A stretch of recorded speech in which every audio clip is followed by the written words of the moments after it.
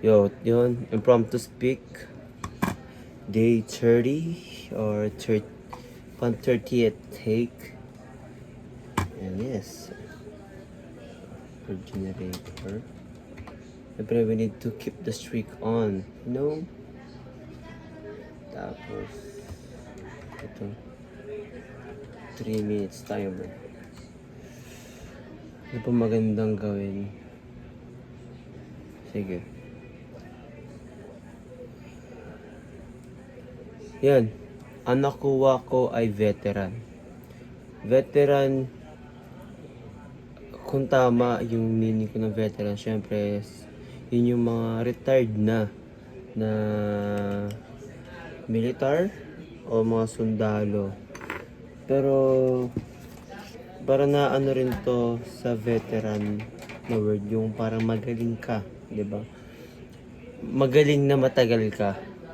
I mean, sasabi ko lang na ina-apply lang, wait lang, sa chill. Hindi lang to ina-apply in military term. Meron din mga taong ginagamit to na kapag magaling ka na at matagal ka na sa industry na yon. Ako, kunwari dati, nagilig ako dati.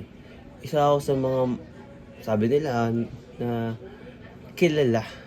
Di man kasing sobrang famous, pero kilalang addict sa league, di ba? At aminin ko medyo magaling ako dati. Minsan nasabi nilang veterano na ako, di ba? Yun yung tropa ko si Harley, pagkabata pa lang, marunong na siya mag-bilyar. Siyempre, pag nakikita namin siya, sasabi namin, uy, veterano ka na. Di ba?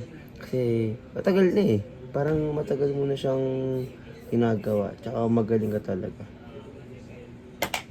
Ayun. Veterano. Ano nga ba what it takes to be a veteran?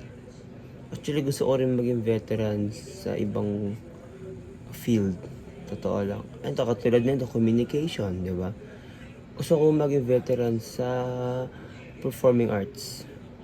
Ewan ko kung bakit. Talagang nasa puso ko yung entertainment. Kahit dancing or theater, gusto ko talaga siyang matry. Diba?